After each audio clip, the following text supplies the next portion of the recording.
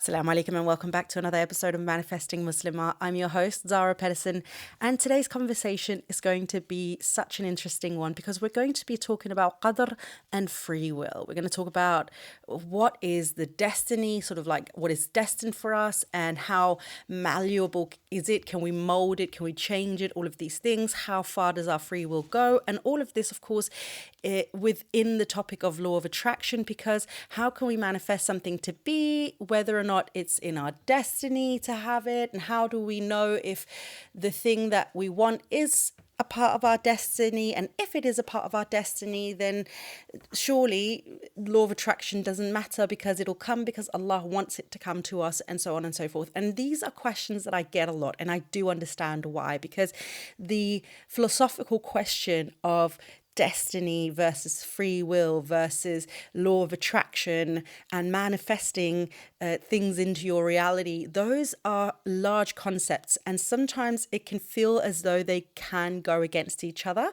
and that's what we're going to talk about today. So get yourself a cup of tea, a large glass of water, put your joggers on. I don't know if you're going to go for a walk while you're listening to the podcast. If you're in a car, make sure you get comfortable, but not so comfortable that you don't watch the road, make sure you're safe. And let's dive into this, because I feel like this is going to be one of those episodes where there's going to be so much information coming at you. Take what you can, re-listen if you need to, ask questions, by sending me private messages or direct messages over on Instagram at Manifesting Muslimah, and let's have this conversation, because I do think it is very important for us to understand this, or to the best of our ability understand this, because I don't think we ever really will understand it, because it's such a large subject. It's like saying, oh, I understand God. We will never fully 100% understand God, because God is God, and we are limited in our understanding and in our perception of God. And it's the same with time, destiny, free will, law of attraction, anything else like that. Okay, so this is going to be such a good topic as well for you to take some of the things that resonate with you from this episode, but feel free to go and do your own deep dives into these things. I have, and I still continue to do deep dives on this, because I find the topic so absolutely interesting, and it just gives me so much motivation to also be more of a active participant in my own life, which I know can sound kind of ridiculous to say that way, but those who get it, and I assume that the fact that you're listening to this podcast means that you're also a person who chooses to be an active participant in your own life. So I suppose you do get that sentiment. So the more I choose to want to be that, or the more I research this topic, the more I choose to be that active participant in my own life. So let's talk a little bit about it, because in Islam, we know that we have been given free will, and the free will is basically what Allah subhanahu wa ta'ala is going to be judging us based upon on Yawm al-Qiyamah, on Judgment Day. And what that means is, like, the free will is the thing that spurs our actions, this is what makes us able to make our own decisions, choose the things that we want to choose to do, say the things that we want to say. It also is the thing that is allowing us to set our own intentions for those actions and the thoughts and the mindsets and the beliefs and things like that. So it gives us basically autonomy of our own life. And I think that's so very important to understand and keep in mind when we're talking about destiny, free will, and law of attraction, because the autonomy of our own lives, we are basically we can choose the direction our lives go in. That is the decision Allah subhanahu wa ta'ala has given to us. Whether you think that's a blessing or a curse or somewhere in between or neither of anything is entirely up to you. But that is the thing that we've been given, because we all know, of course, that this dunya is nothing but a trial, right? The real life begins after this life, and that is the place where we're either going to be rewarded or punished based on the choices and the decisions and the intentions and everything that we set in this dunya based upon our free will, our ability to choose for ourselves and have autonomy over our own life in this dunya. Even to the point, whether or not we choose Allah or not, whether or not while we choose Allah, do we act upon it or do we not?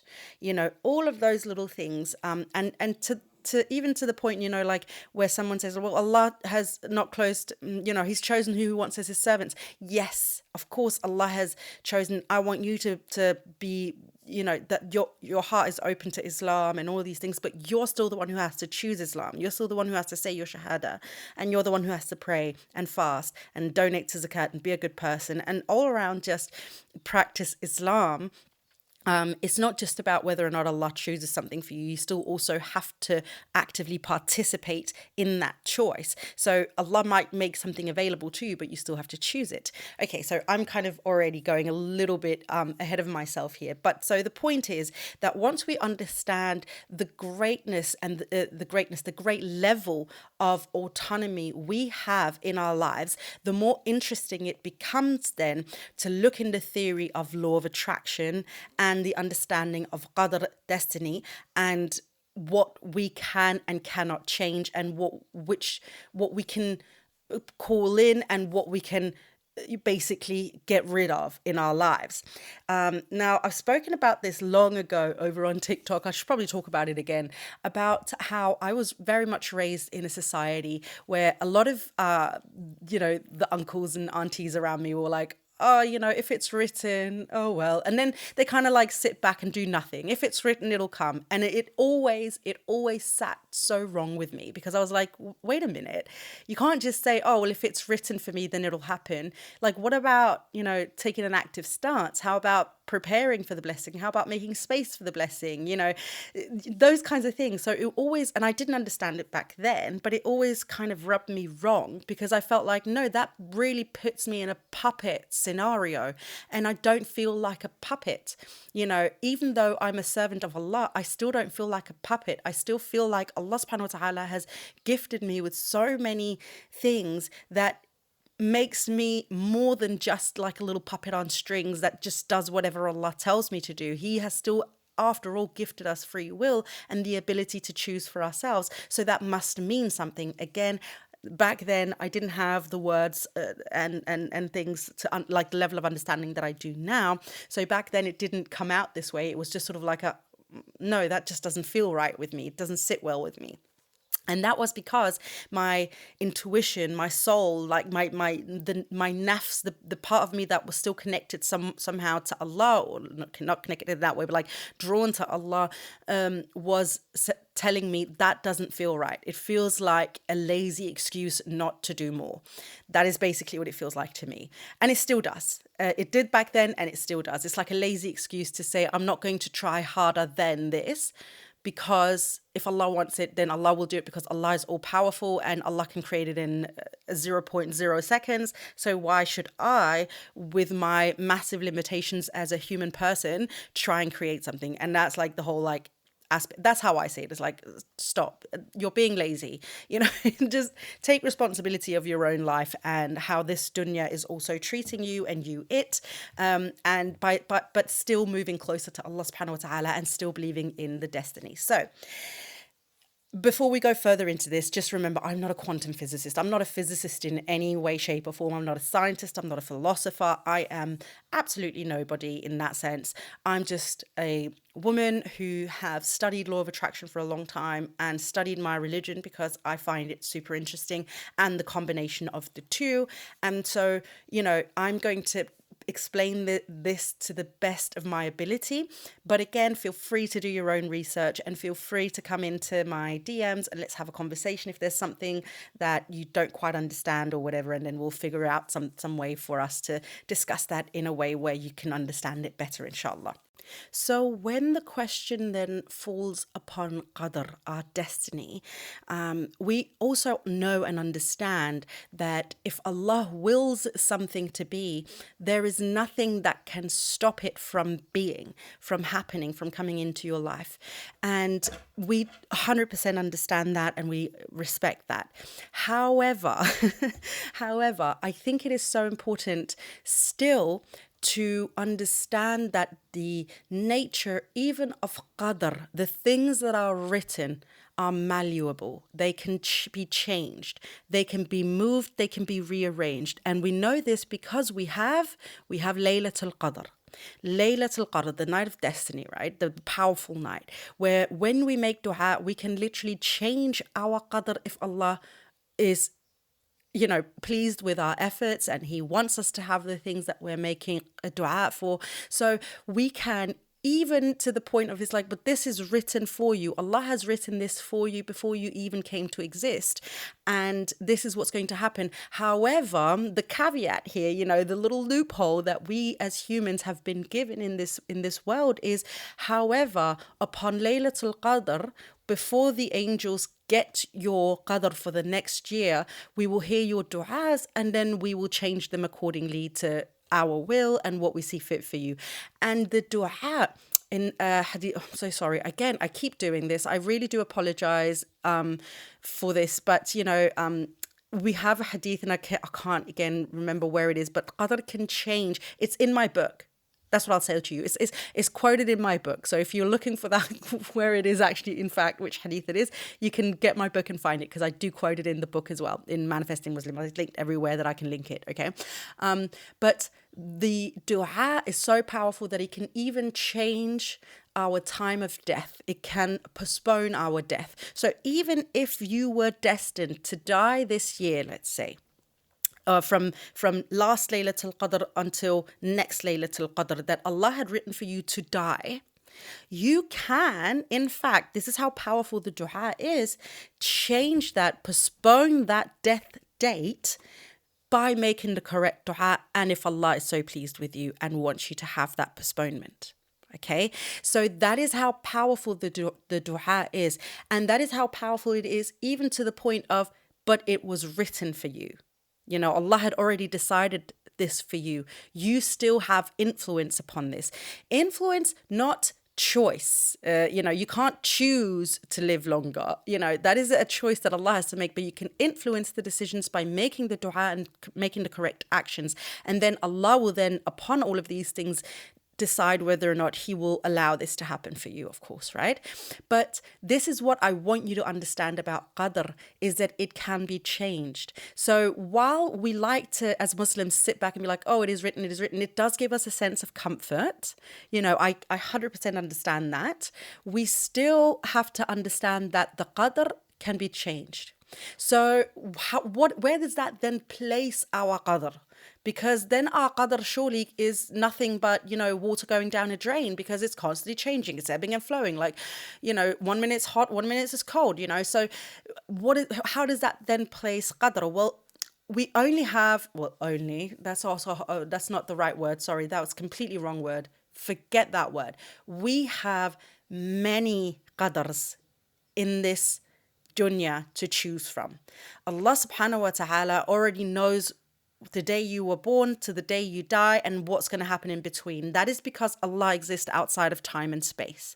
We do not exist outside time and space. We are very much within time and space, meaning we see it as a timeline of, 1987 was the year I was born, and then in 2006 this happened, and then in 2020 this happened.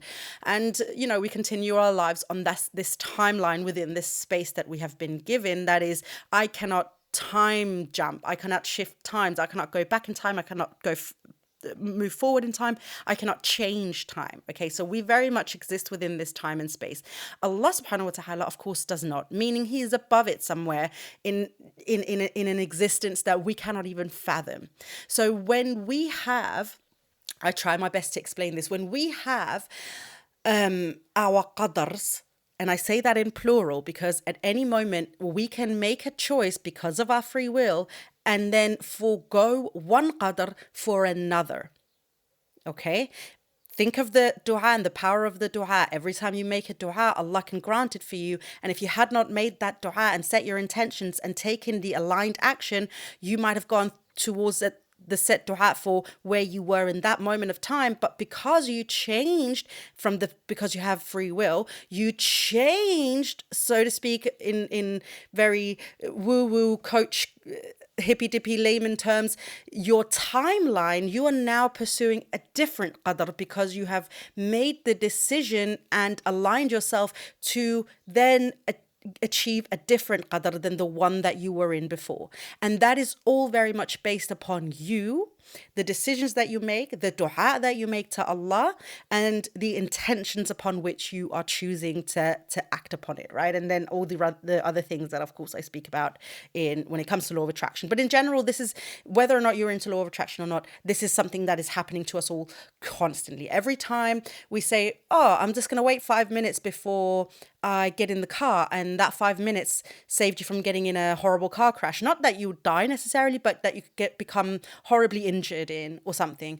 Or every time you say, you know what, this guy seems like a nice guy, but it's just not sitting right with me. So I'm going to say no thank you and send him on his merry way. And then you find out later that he was a horrible person and you actually just dodged a bullet. The thing is, at any one of these moments, while I 100% believe and understand and believe that we are being guided away from things that can harm us if we're asking for that protection so the angels around us can guide us away from it.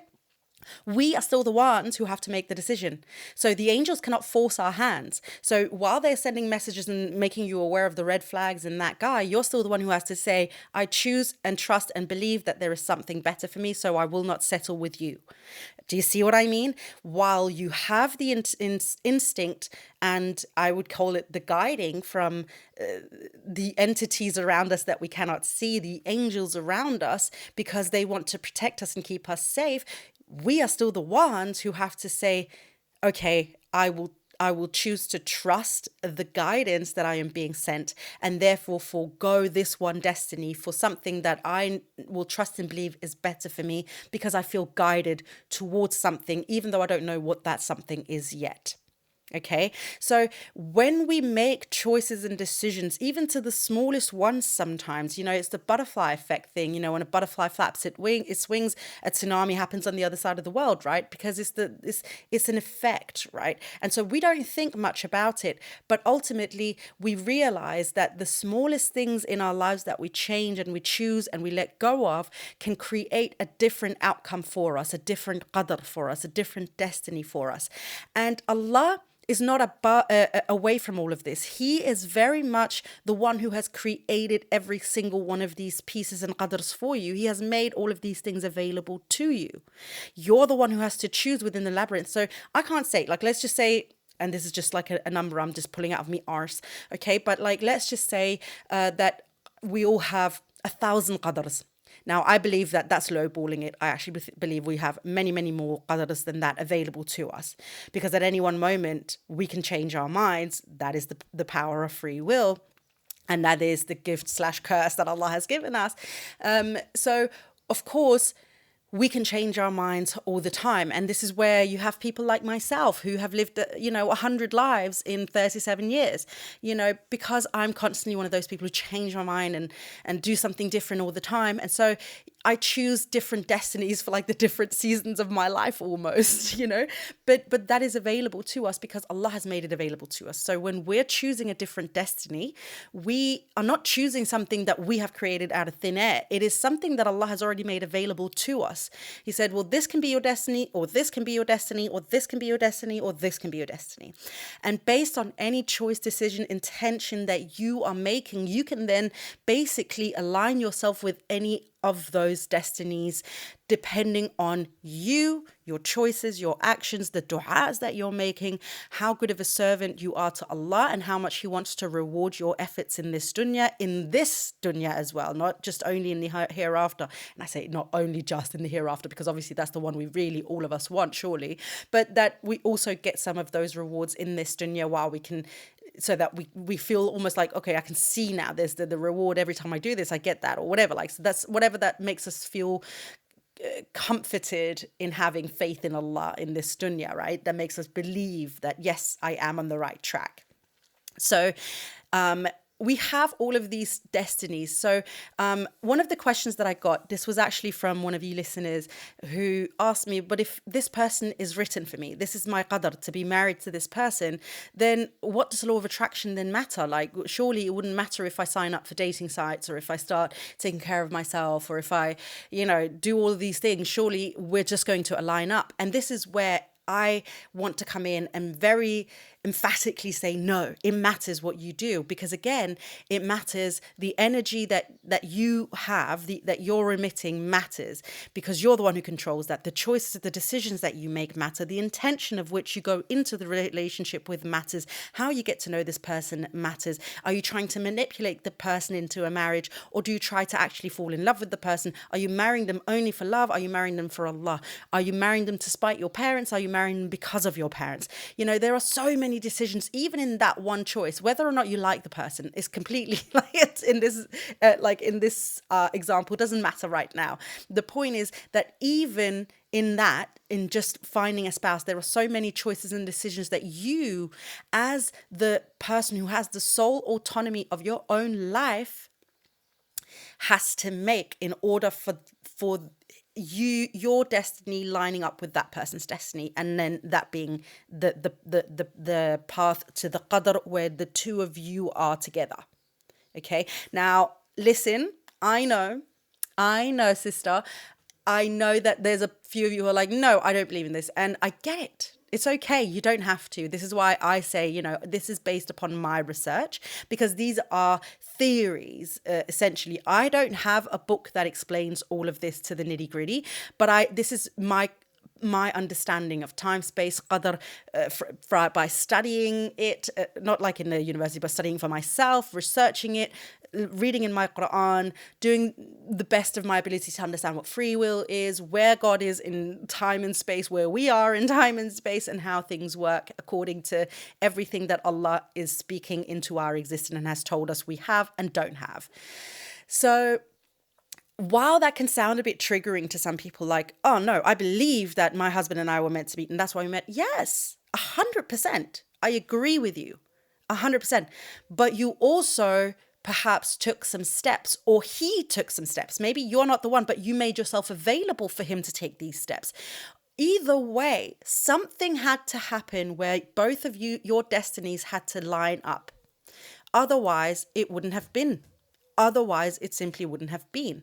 And this is also why so many people find themselves in horrible marriages. Maybe they're trying to force a narrative. Maybe they're not thinking about themselves. Maybe they're not doing it for Allah. Maybe they're doing it out of spite. Maybe they're doing it because, and we're talking marriage right now, you know, maybe they're doing it because they feel like nothing better is going to come along, so they might as well settle, you know. And all of these reasons create basically toxic relationship, a toxic relationship, and there is no balance in those relationships, meaning you end up in a relationship where you're not happy or your partner's not happy because the intention's not right. So while that was still written for you, that was still a qadr you could have chosen, because I made the available, not me, astaghfirullah, but you know, like I need to get better at talking sometimes. I really do apologize. Allah looks upon you and says, I have made that qadr available to you.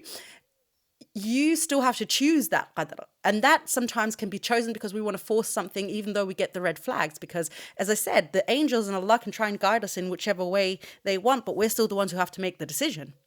We're still the ones who have to choose it. And sometimes we choose the thing that is bad for us because we have low self-esteem, because we've got trauma, because we're being manipulated by another person, because we don't have all the information yet when we make the decision, so on and so forth. So while somebody can be written for you, Allah is like, this person will complete your deen. Personal opinion again, my darlings, you don't have to agree. There can be more than one person that can complete your deen. He has created you in pairs, or I have created you in pairs. I can't remember how it says it directly. So like, excuse me, we have created you in pairs, right? To complete your deen and all this. This is so quoted everywhere, overly quoted. And it's always used in terms of marriage. And to me, it's like, but where does it say it's only in marriage? Where is it only in marriage? What about a friend completing you? A child, a sister, you know, somebody that you meet very late in life, but you don't necessarily marry. You know, think about these things with an open mind so that you're not running your head against the wall. Now, that doesn't mean that you're not going to get married or that your pair is not in marriage, but it means that we have to be careful not to narrow our choices down to the point where there is only one. in this whole world that'll complete us, out of 8 billion people, that we're only looking for one. And we're like, oh, I don't know, maybe I've already lost it, but there's probably more than one. And sometimes it's in a partner, in marriage, sometimes it's in a business partner, sometimes it's in a sister, in a child, your child or a niece or a nephew, but or like a friendship or something to that effect. But be open about it. Let's not narrow it down to like, we created you in pairs, or that can only mean in marriage. While marriage obviously is such a obvious one, and of course it's also in marriage, that man and wife should be together. It doesn't necessarily mean that it can only happen from one. So be very careful how you read these things and understand it and interpret it. This is why I always say to you, read your Quran, make your own interpretations. I have a Quran journal, and everybody keeps asking me, like, oh, what do you write as notes? Can we read your notes? And I'm like, no, because they're my notes that are linked to my understanding and my experiences as a Muslim. And you should have that same understanding of the Quran in you. This is what connects you to Allah the best, that you sat down and said, Ya Rab, let me get to know you by reading what you have put in front of me. Okay. I don't know. I went on a little a little tangent right there, but let's get back on track here for a minute. So what I ultimately wanted you to understand with this is that while you might think, but I think this is the person that is written for me, but the person is now engaged to somebody else or married to somebody else. And before you sit there and judge, I get the messages from some of you. I know some of you are sitting in these situations, and it's awful because it can feel quite heartbreaking, especially if you really believe that this is the person for you. I want you to understand that while that person could have been one of your qadars, there are so many other qadars where there's somebody who's even better for you somewhere else, because this person clearly didn't choose you, and while that is heartbreaking, then, you have to make peace with it and move on to the next qadr, where you meet somebody else who will complete you, or complete your deen, be that other half, and also fulfill a qadr that Allah has made available to you that is equally, if not better, in satisfying you, your needs, anything that you want in this dunya and more. Okay, so that's kind of why I wanted to just kind of like bop that one right in there as well, just to kind of help my girls out who might be in a state of limerence. I see so much about that right now on TikTok. I love that people are becoming more aware of that. So also, make sure that you're not in a state of limerence. It's very easy for us to fall into limerence and just think that it is love, and in fact it is just us being super obsessed. Let me just sip my tea for a second here. It's cold tea. I make it myself. I put tea in like a big jar, tea bags in a big jar, and I put it outside in the sun. Oh, it's so good. And then I put it in the fridge, and then it cools down, and it's just so lovely to drink on hot days. Also because I'm really trying to cut down my sugar intake quite a bit. Anyway, again, another tangent. So where are we in this conversation? What still needs to be said that has not been said yet? Is there more to this topic? Maybe a little reminder for us all that Allah exists outside time and space. We are very much in it. So while we are like, oh, something can happen in the future, it has already happened in the eyes of Allah, because He sees the present, past, the future, the present, past, and future. Yes, I said that correctly. And then above and beyond that, and He has seen every single choice you can make and know which one you're going to decide. That does not mean that He doesn't make the qadrs for you to choose from, so we can have several qadrs, more than one, depending on what we choose and decide upon and our intentions when we make a decision, because that is what Allah has given us, which is free will, that makes it so that we can influence the qadr that we go into. So if you're sitting out there and you're thinking, where does law of attraction fall into this? Well, that is you making the conscious decisions and efforts and choices in the du'as. That is you taking a moment and not just saying, I'm just going with the flow of life. I'm just letting life take me where it needs to take me. I'll let Allah just choose for me, because Allah doesn't choose for you. He has given you the gift of choice so that you can choose for yourself. And so when you say, I'm just going with the flow and I'm just letting, let live, let God kind of thing, which also is a beautiful thing sometimes, but you still have to take an active choice. You can't say, well, I'm going to let Allah take me to the prayer mat if he wants me to pray. No, you have to take yourself to the prayer mat. And that's kind of the same thing. This is why I see it as such a cop out, like, oh, if Allah wants me to be a rich, then it's going to happen. No.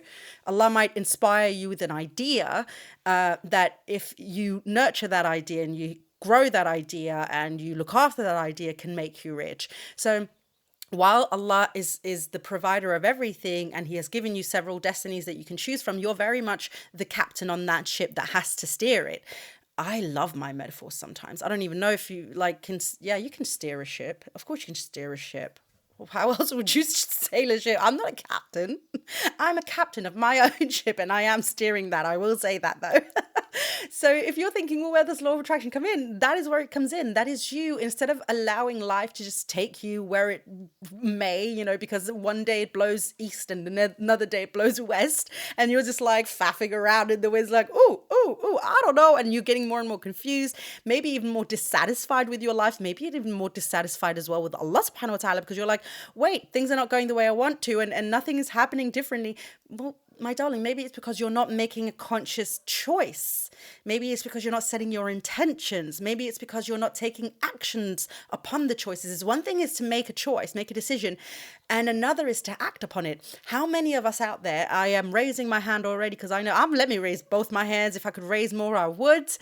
But how many of us have made the choice to lose weight and then just sat on it? Done nothing? Or let's open that up a little bit, because I know that some of us don't want to lose weight. That's not me. I do want to lose weight. I'm Arab in all of its rotunda arabica senses. But let's just say change our body composition. How many of you have not sat there and thought, oh, if I only had a little bit more muscle in my legs, or if I had a six pack, or if my arms weren't so flabby, but blah blah blah blah blah.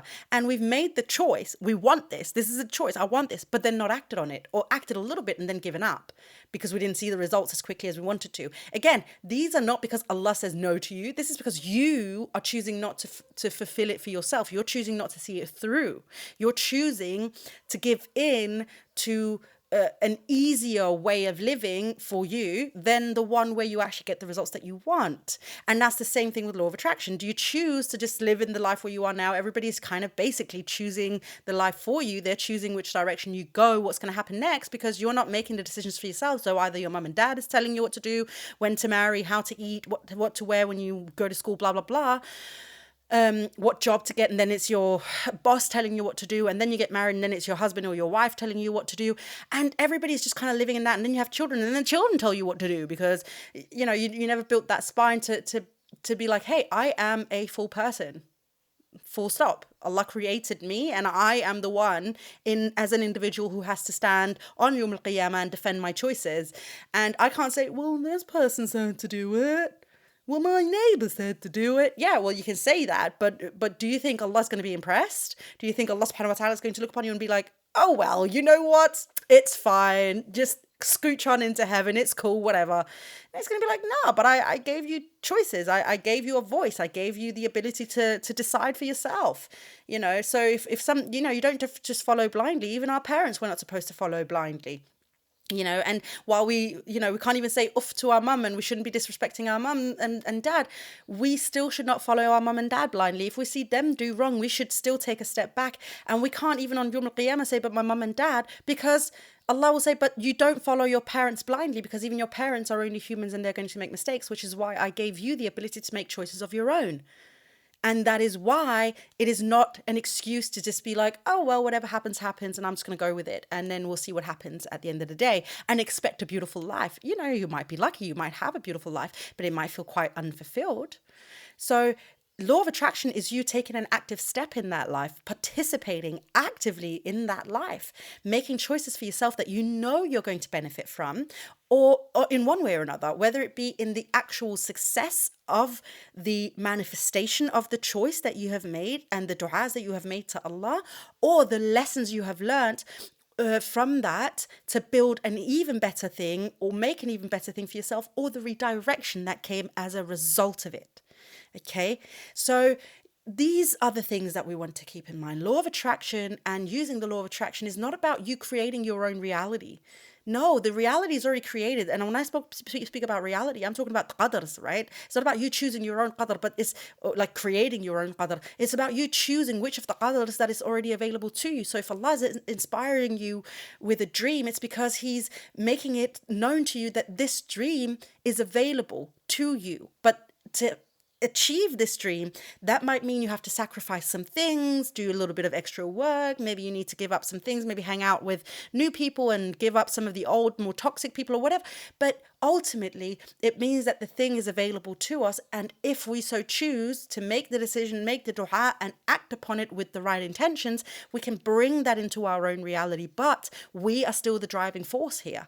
We are still the ones who have to take the actions. We are still the ones who have to come to Allah in prayer, in salah, and ask Allah in dua what it is that we want and why. And He needs to see that our intention is pure and in the right place, because otherwise we're going to be sent down a different qadr where we're just going to keep learning hard lessons over and over again until we understand the true path to Him through the things that we do in this dunya. Right? Ooh, okay. I think I have said what needed to be said in this episode. However, I know that I can continue going on and on and on and on and on this topic because I find it so blooming interesting. And it's, any little thing in this life, anything that anybody's ever written to me after I created Manifesting Muslimah, I'm just, and the when I get the messages and I'm like, if you only understood the amount of free will you have been given, the amount of choice you have been given to truly create. No, not create, because we are not creators. To truly make space for the life that you want. That is what it is. We're not creating our lives because Allah is the creator. We are bringing in making the space to bring in the blessing that Allah is ready to give to us because He has inspired us to want to have it. So our actions, our intentions, our du'as, surrendering, our gratitude, and aligning ourselves energetically, all of these things are basically making space in our lives for these blessings, for these manifestations to come in. But if we don't take those actions and create that space, it's like, you're telling Allah, give me more. But honestly, every time He tries, you're like, no, I'm too overwhelmed with my children and the clutter on the dining table. And also my mum is annoying me. And also my co-worker is being a bitch. And the moment that there's too much, how many of you, okay, I'm sorry, I keep going on and on. I hope this is a nice long walk for you or drive or whatever. So how many of you out there, myself included, again, I will raise my hand to every single one of these things that I say, because I will not be a hypocrite. I will not talk out of something that I haven't experienced myself. And if I do, I will let you know, trust and believe that that is what's going to happen. But how many of us haven't sat down and been like, oh, I really want more money and a business. I want to be an entrepreneur, or I want to create art or something like that. And then at the same time, whenever we get a business idea or the inspiration for the art piece or the book that we want to write or the music that we want to compose or whatever it might be comes. And instead of acting on it and being like, wow, thank you, Ya Rab, you gave me the inspiration for this and it's a beautiful idea and I believe in it, we say, oh, but I can't do it right now. I'm too overwhelmed. No, I can't. No, but I'd rather go to sleep early. Oh, no, but I'd rather sit and scroll on TikTok. We make these excuses. Oh, but the sink is not clean, so I'm going to sit down and write when the sink is clean. Trust me, I've made that one personal excuse many times before. Like, oh no, I couldn't possibly sit down and look at a screen when the world around me is messy and it's my own mess, and I've been sitting looking at a screen the whole day on TikTok, and for some reason I can't sit down and look at a screen when I need to write. Like, it's absolutely ludicrous. But how many of us have done that? We ask Allah for something, but because we haven't made space for it, both in the physical and in the mental and in the vibrational, energetical, every time Allah is like, okay, you're asking, I'm giving it to you. Like, you're asking for it, because Allah says there is no dua that He does not answer. But we see that as it hasn't happened yet, but He might try to introduce it, but we're not making the space for it. So it's like there's nowhere for it to go. It's having the sock drawer in like your cabinet or something. You've got a drawer with all the socks and stuff, and it's always so overfull, and you're trying to buy new socks, but you don't get rid of old socks, and now there's the socks are overflowing into other drawers and stuff, and now you can't close the cupboard, and now this, that, and the other. That's what it's like. Except Allah's like, but I can't fit the sock in there, so I'm just gonna give it to somebody else, because the energy is needed. Somebody else can use this inspiration. They can take it. Law of attraction likes speed. It likes us to take action. This is why action is one of the main fundamental steps. Get my book. If you haven't got my book, what are you doing? Get my book. It is all in there, my darling. If you want to know how to do these things, get the book, read the book, reread the book, do it, read the book again, do it, read the book again, do it. That is how you get to the point where you want to be.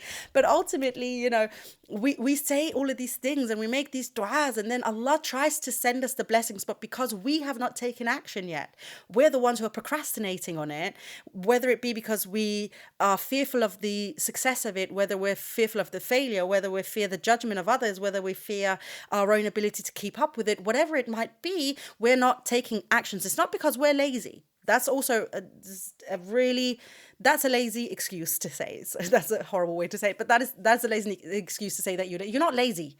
You're not lazy. You just haven't made the space for it. You're procrastinating because you haven't dealt with the things that needs to be dealt with. It's not being lazy. It is the fear of doing the work, because maybe you fear the failure, maybe you fear the success, maybe you fear that people see you and are going to judge you based upon it, that people are going to make fun of it, whatever, people don't understand it. Do you understand the amount of fear I had when I had to hit publish on my first Manifesting Muslimah video and podcast? I was so scared because I was like, oh my God, the haram police are going to come for me. The haram police are going to have my head on a silver platter because I am talking about law of attraction, which is commonly talked about by, I'm going to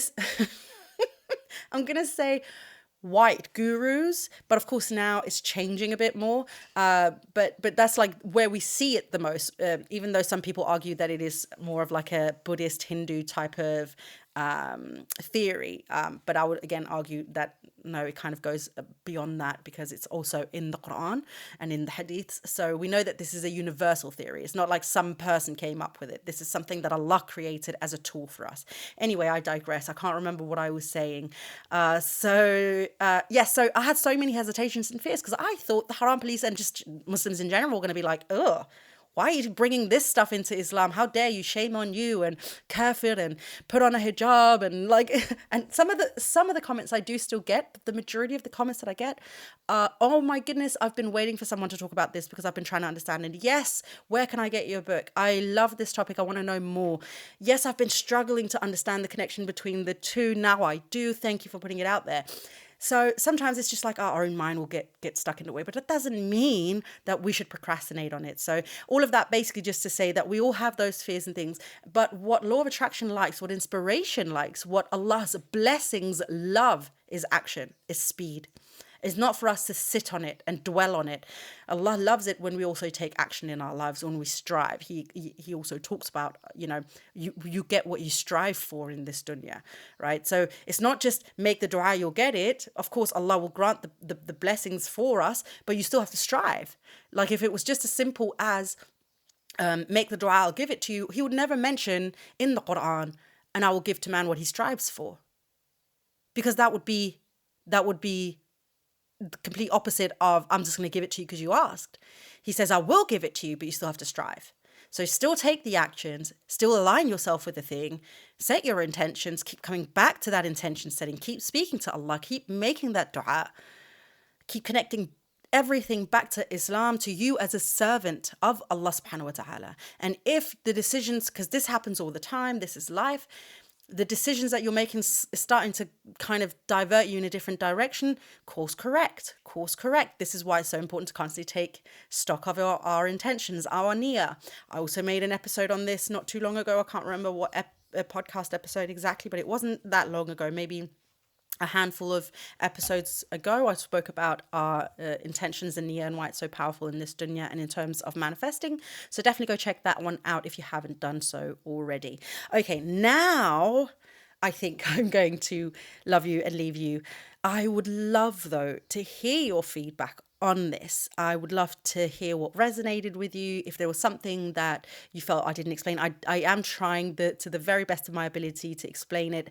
I do know that I'm not a quantum physicist, but a lot of this is just theoretic from like what you get from the understanding once you read several books on the topics. And it's not just a topic, it's several topics. And then all of a sudden certain things click. But if none of it resonated, it's totally fine. Who am I? You don't have to take my word for it. Like if it doesn't resonate, that's totally cool. Alhamdulillah khair, you know. So take what you can, leave what you can't, you know, and just enjoy life. But remember, ultimately, that you have much more power in this dunya than you might believe. And that is ultimately what I want you to keep in mind. Stop making the excuse of, well, if it is written for me, then it'll happen. Yes, if it's written for you and you take the actions and you align yourself with it, it'll happen. But you still have to make you still have to take that action. Okay, now I'm repeating myself. So I'm actually going to stop now. All right, my darling, thank you so much for tuning in. Don't forget to leave a review for me wherever you're listening, whether it be on Apple or Spotify or, I don't even know any of the other podcasts, but I Googled Manifesting Muslimah podcast. I can see there are other platforms that are also streaming it. So wherever you're listening in, do leave a review. It does help out possible future listeners of this podcast. We're almost at 500 subscribers to this podcast over on Spotify, which thank you so much. I don't think that counts subscribers anywhere else, so I don't know if we've already hit over 500 subscribers, but I only have that because I am posting from Spotify's podcast, what's it called, a platform. So, but thank you every single one of you who are here. And if you find yourself coming back to this podcast, but you haven't subscribed yet, go ahead and do that and leave a review. It really does help out potential future listeners. And it also just lets me know what you like or what you don't like. So there's so far I've actually only ever seen one review, and that's on Apple, and there was some constructive criticism there that I have definitely taken on board as well. So feel free to reach out. If you have criticism though, I would also appreciate if you can tell me first, in a DM, and then see if I do something about it. And then if I don't, and then you still feel it, then maybe, write it as a public review. But, give me a chance at least to rectify before putting it out into a public platform that way, because it can also really damage potential future listeners or hurt potential future listeners from actually listening to the podcast. Oh my God, I sound so sad, like desperate or whatever. I don't know. No, not desperate. Pathetic? Is that the word? But I'm just trying to say, if you've got constructive criticism, I'd love to hear it. But do reach out to me though first. And if it's something that I'm like, oh, I wasn't even aware I was doing that, then I usually will change that. And if it's something that doesn't hurt me to change it, then that's good. But if it's something that is like, oh no, that is just a fundamental part of my being, my podcast, my brand, then go ahead and leave the review however you want to see fit, of course. Or don't. You know what? I'm just trying to get by, girls. I'm just trying to do the things and align with the things and be of service. And I hope I am doing that. But anyway, thank you for joining this week. Until next time, my darling friend, please don't forget to live in love.